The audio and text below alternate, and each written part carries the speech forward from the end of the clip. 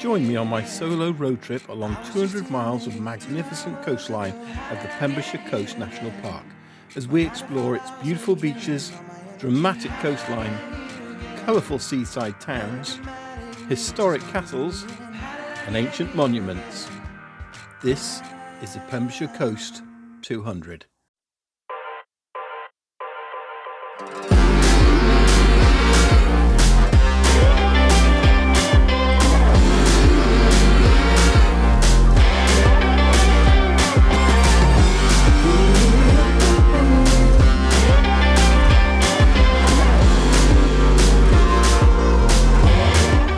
Good morning and welcome to a wet Wales.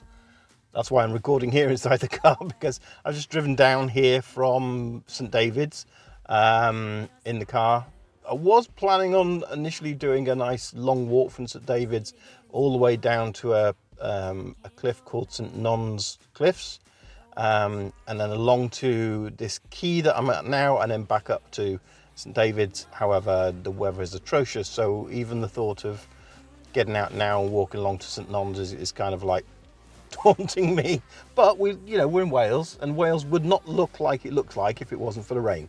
Okay, so the fact it is lush and green and beautiful and all that is because we do get days like this where it's raining, and I'm not going to let that put me off. I'm still going to go for a walk.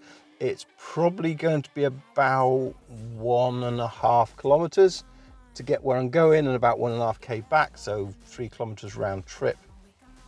Yeah, so how much filming and talking to camera I will do depends on how wet I get, but I'll certainly record what views there will be as we go along there. St David's itself, lovely little city.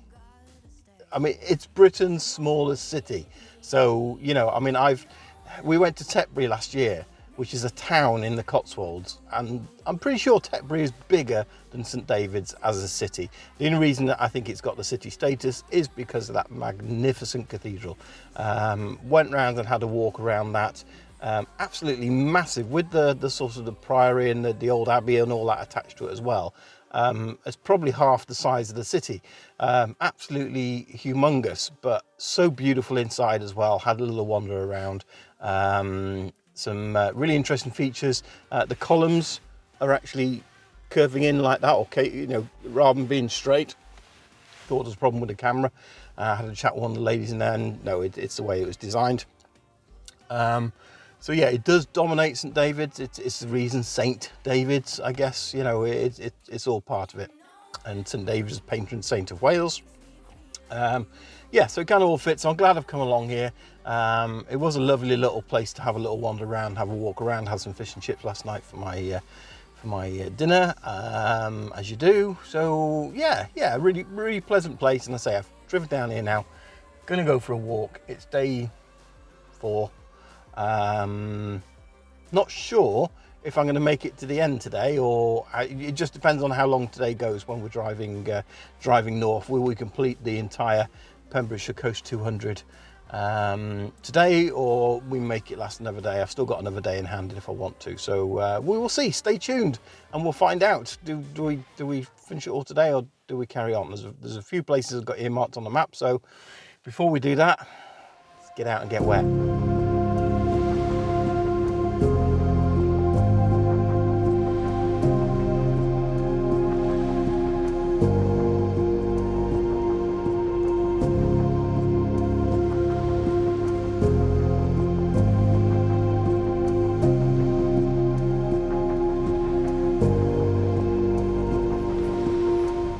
So I waited in the car about half an hour, and the rain has eased off a little bit. It's still raining a bit, but the sun is trying to come out as well. You probably can't see it out there, maybe you can.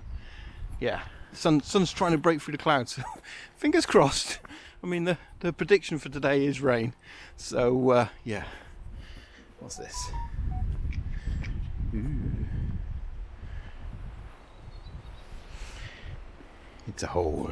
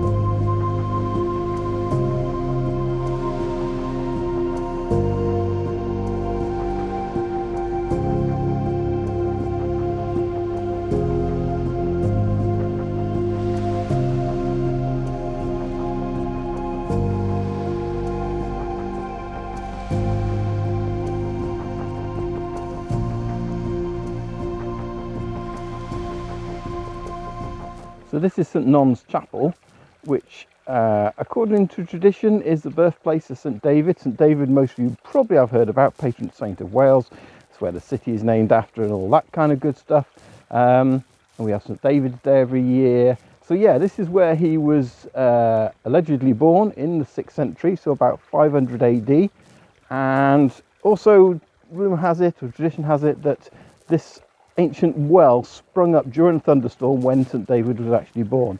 So yeah, a very historic place for Wales, this, and there's still a retreat here to this day with I guess a more modern chapel up there. Oh, well, the rain has stopped, thankfully. Yeah, amazing place, that St Non's Chapel and well, especially here in Wales. You know, I get quite a few comments as well about solo travelling and solo exploring. It has its real plus side, and that's why I get out and do it, because it's like nothing's going to stop me get out and enjoy myself. Sometimes though, you do have to push yourself to get out there. Today was one of those days. The weather being what it is, these paths are atrociously muddy, by the way. Tiptoeing my way through. I should have worn my winter boots, instead I got my trail boots, and they're not as easy to traverse this path, especially when talking to you guys. But yeah, sometimes you've got to push yourself in terms of getting out there and doing stuff. Don't let the fact that you're on your own stop you. Yesterday was a bit of a chill day, and it's kind of a strange day for me because it was chill day and I wasn't pushing myself. You then do feel the effects of being on your own, being alone, and all those kind of demons can pop up. So yeah, I'm glad I come out today. Glad I came for this walk even though it's raining, because I tell you what, it don't have, you know, invigorate you to get out there and do more when you can get out on a day like this, see this beautiful countryside that we're in, this beautiful coastline, and yeah, just revitalizes you. It's makes you ready to go again. So I'm going to make it back to the car now, hopefully, without slipping in the mud, and onwards north. I'll see you there.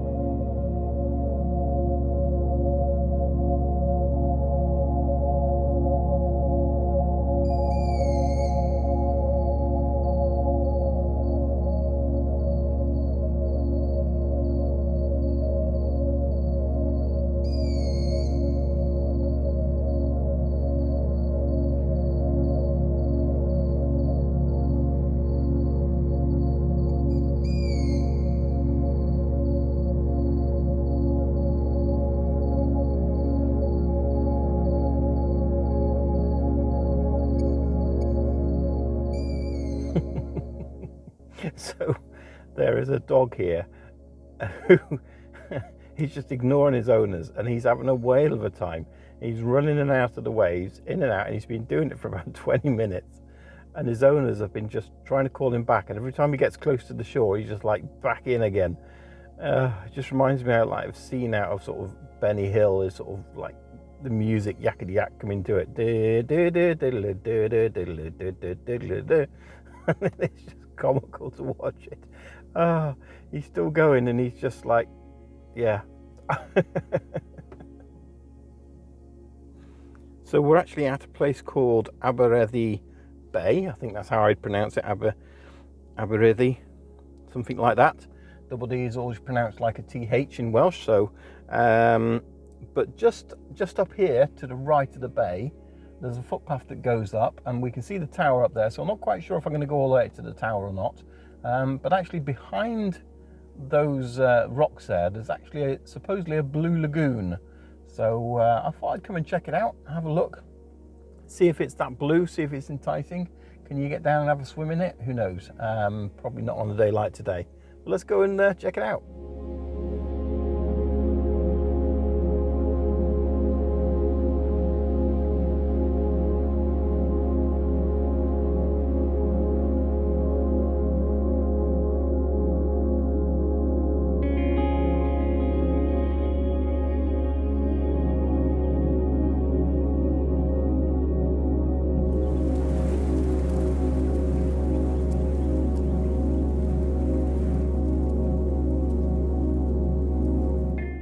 Made it to the tower.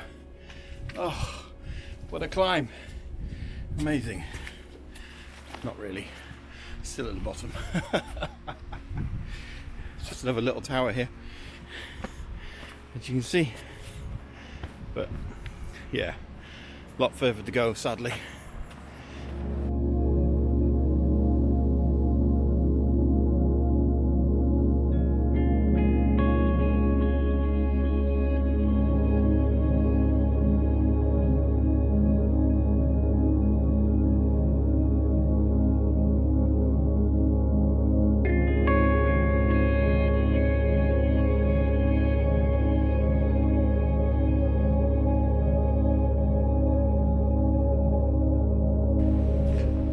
Oh wow, it is blue as well.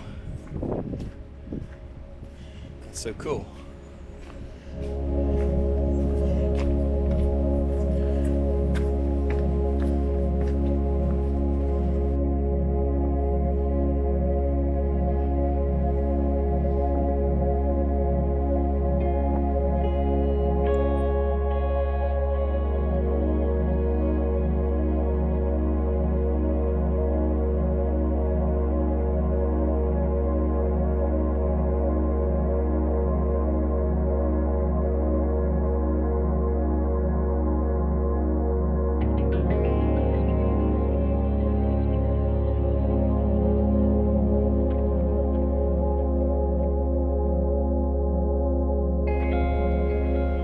Welcome to Abercastle, guys, and this is where I want to try and head to now. It's another Neolithic burial chamber, about 5,000 years old, so today's definitely a bit of a history day with St David's, and yeah, there's another one I'd like to get to as well. So this is Abereiddy Castle, which is basically Castle Island. Yeah, so it should only be about a 15-minute walk along the side of the inlet here, and then up onto the top. Hopefully by the ponds here we'll see this burial chamber.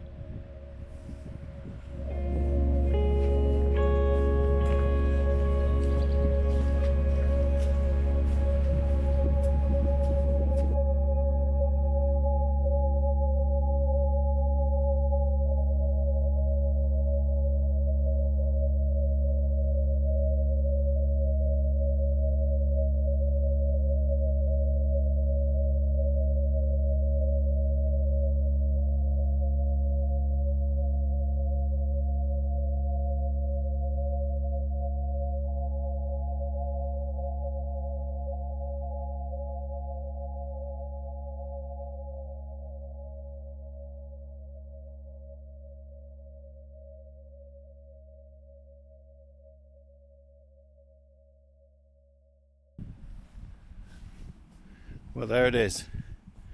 5,000 years of history stood there in a farmer's field amongst the sheep and the lambs. Isn't that crazy? You can get inside, so unlike Stonehenge, you pay a fortune to get nowhere near it. Here, you can just walk up to it and climb inside. It's amazing how they got that rock on top of these other rocks. Because that thing must weigh a ton. Let's go inside.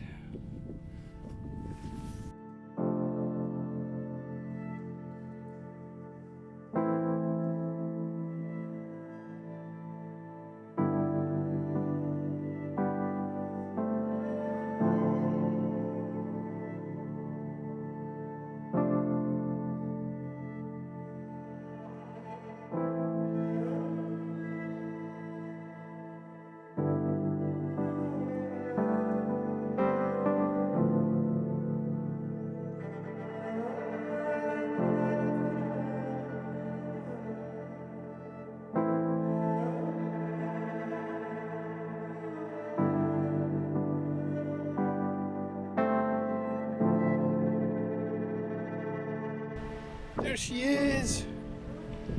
There she is! A little micro camper.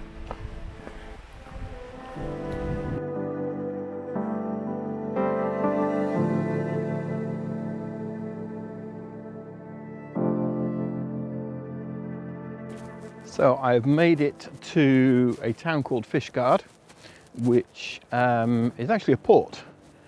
You can actually get the ferry from Wales across to Ireland from here. So although there's no ferries there at the moment, so I'm not sure if they're just out of season or, you know, maybe not so many this time of year. But yeah, we could in theory go across to Ireland right now. That would be interesting. But we've got essentially to the far side is National Park. And where I am right now is also National Park. But the bit in between Fishguard isn't. So like the National Park is kind of split. It's unusual in that way because most national parks are just one big landmass, but this seems to be connected with a few bits in between where there's some cities or towns or what have you that kind of dictate that it's not part of the national park and therefore they can do what they want then, not constrained by the rules. But I am just coming down here to a fort which predates the war and I think has fired in anger. Don't know against who, couldn't find that out, but here it is. We're just coming into it, so we'll come up the top. There's some other people here. So I think this is probably where we're going to leave the coast side of this coastal park, if that makes sense, because this part of it, whereas the rest of the national park has been quite sort of narrow, hugging the coast, this bit goes inland a bit.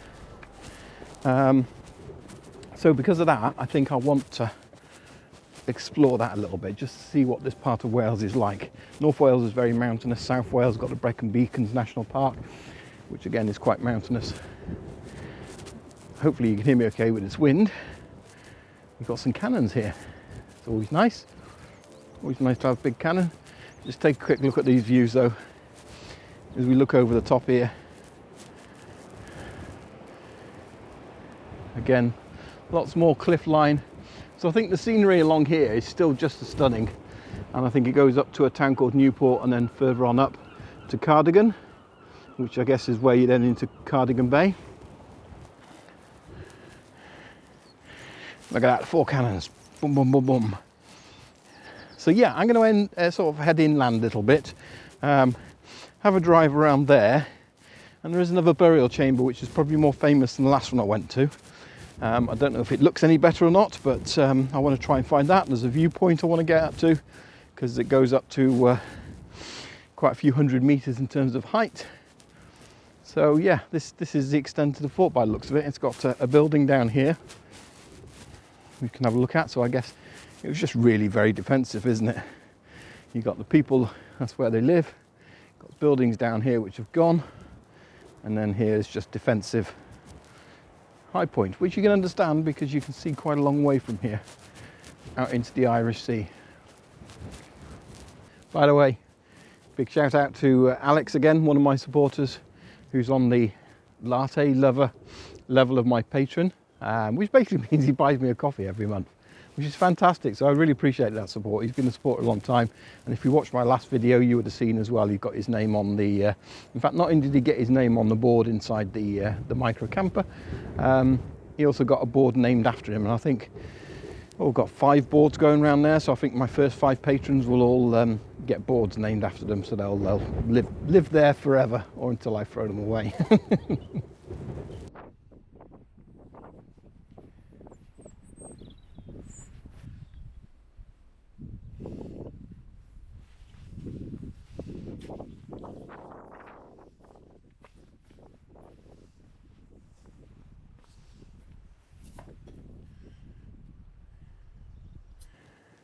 Well, you can't go in there, but it's quite well made with the curved roof there for support. 2 rooms by the looks of it. So maybe this is where they slept. And over this side is where they're cooking at. So there's a fireplace over there. But yeah, when you look at that roof, it doesn't look if it's going to be that sturdy. But obviously they've built the dome shape underneath and then laid it on top.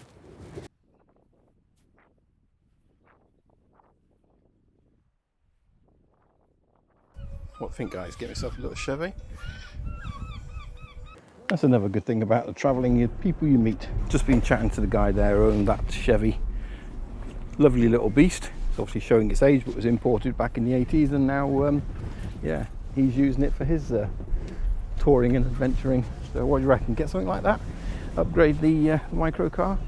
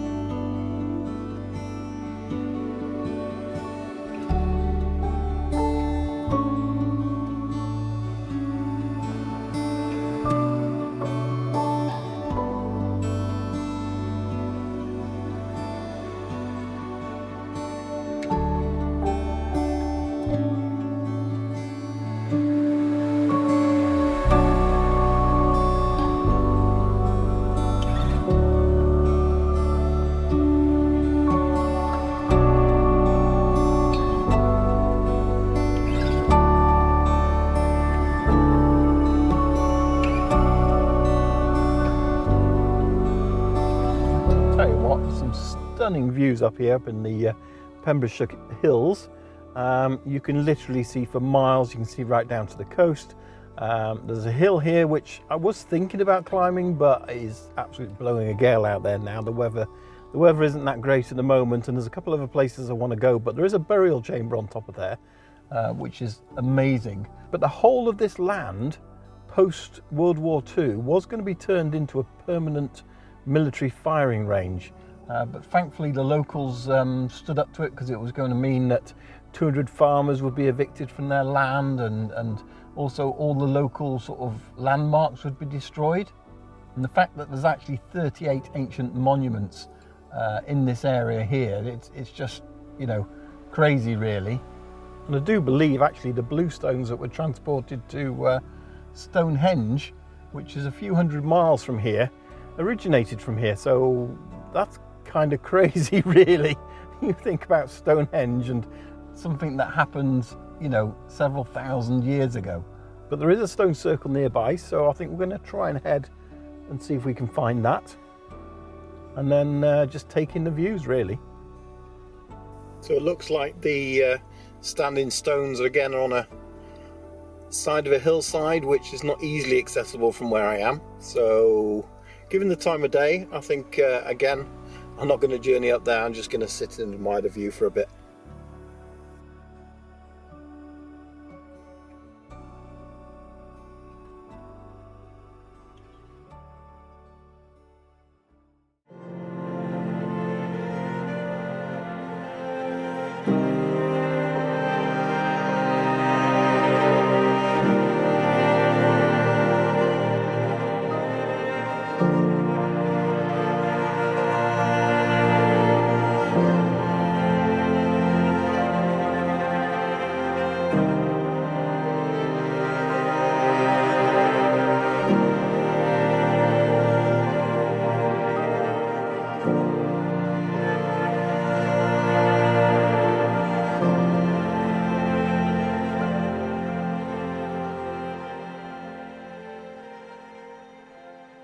So we've got a lot of standing stones, or rather laying stones here in the ground, which I'm guessing would have come originally from this burial chamber.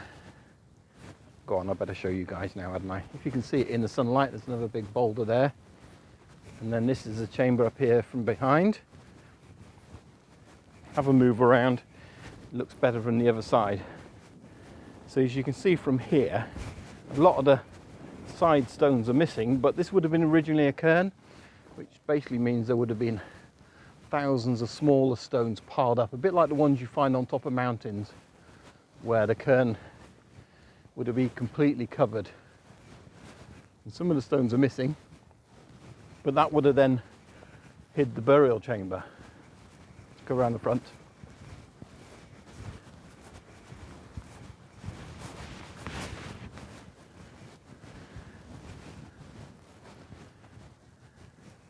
So here we see the front, and we can actually see this large stone here would have been a door, and there would have been a boulder put up against it. And there's a couple of stones that side, and there would have been, again, a couple this side. There's a couple of smaller stones that have been put there to represent that. So you'd have had this huge wall here, and then the rest of this mound behind, going all the way down there, would have been covered in stones. Imagine a big slope of stones. Amazing, really. I think this is 5,500 years old. Pyramids, what, 5,000 years old? The Stonehenge, about 5,000, no, Stonehenge is about 2,000 years old, isn't it? So Stonehenge, even though the blue stone came from this area, this region, built some 3,500 years after this.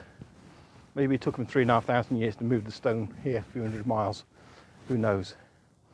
Top of it weighs 16 tons, that rock. So you imagine the average family car, about 2 tons, I guess, 2 and a bit more tons. 16 tons. What was that, 6 or 8 family cars? That's amazing, isn't it? And just in time as well, you probably can't see it, but just above that tree over there in the background, the moon has risen, and it's almost a full moon. Very apt, very, very apt being here on full moon. There is an information board, so let's go and have a look at that. But they've actually done several excavations here in the last sort of 100 years, including part of this site. So that's why they know this would have been all covered in stones, because they know the ditches and the trenches were there in an oval shape, basically. And here's a kind of an estimate or a suggestion, reconstruction of what it would look like. So again, down here we see the entrance stone, and we see this curved frontier where the stones were standing, and the 2 that are missing. Just had the bottom bits of those, and then absolutely covered in smaller stones. And then I'm guessing these boulders could have been in front of it. Larger stones could have formed the side walls inside. So initially it wouldn't have been just that, because you wouldn't want stuff caving in. You'd have had the stones up on the side wall as well. Here they're just showing an excavation of the ground as well. So I'll cover all that up, so you can, if you want to have a read of it and pause it, you can. You can have a look on the side. It's called Pentre Ifan. Definitely worth looking up. Nice bit of history around here in Wales.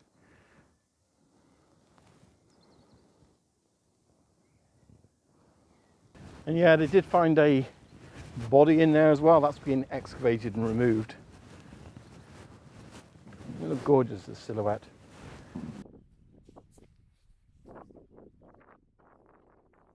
Well guys, what a place to finish off my tour of the Pembrokeshire Coast National Park, under a 5,500-year-old ancient monument. The day's turned out absolutely glorious. It started as it rained, but as I said, this is Wales, so you kind of, you know, you get the wind, you get the rain, but you get the beauty. It is amazing to be honest there. I want to come back and actually photograph this place at night. It's almost worth hanging on another 3-4 hours for the sun to go down, so I can do some star pictures here, because there'll be no light pollution. It'll be amazing. So yeah, what were your favourite parts of the trip? Seems so long ago now that we're back in Tenby. Beautiful beaches down there. That area I could explore for weeks. And then we've made our way up the coast, St David's. Yeah, it's been a stunning trip. So much to see, and so much more to see, I think. That's the thing about it. So if you've been to this area, let me know what bits didn't I include that I should next time. Because one thing's for certain, I'm definitely coming back to here, to this national park, because I've never been here before, but it is stunning, it is beautiful. Let me know as well, do you think I should visit the other 14 national parks? I've visited some before, I lived in Snowdon, Brickham Peaks is on my I've been to the Lake District, I've been up to Northumberland, been down to Dartmoor, there's a New Forest, so I've been to quite a few, but that's not all of them. There's so many more. I think there's 2 up in Scotland, there's 3 here in Wales, and the rest of them are in England. So do you want me to go visit those? If so, let me know down in the comments. And yeah, maybe we'll do a series of visiting all 15 national parks. That would be absolutely awesome, especially now we've got the means to go visit and stay. So hopefully you've enjoyed the video. If you have, don't forget to hit that subscribe button.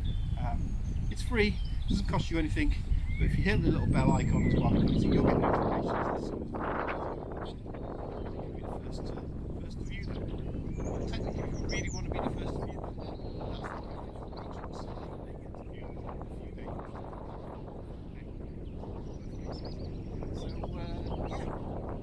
Click on the thumbs up if you enjoyed it. If you haven't enjoyed it, let me know in the comments and put down below why you haven't enjoyed it. Never mind. So we'll see you next time on another video. Thanks for joining me. Take care. Bye bye. How did I get here again? I was just here maybe 2 hours ago. How did I get here again? My 9 to 5 hours are draining all my energy. How did I get here again?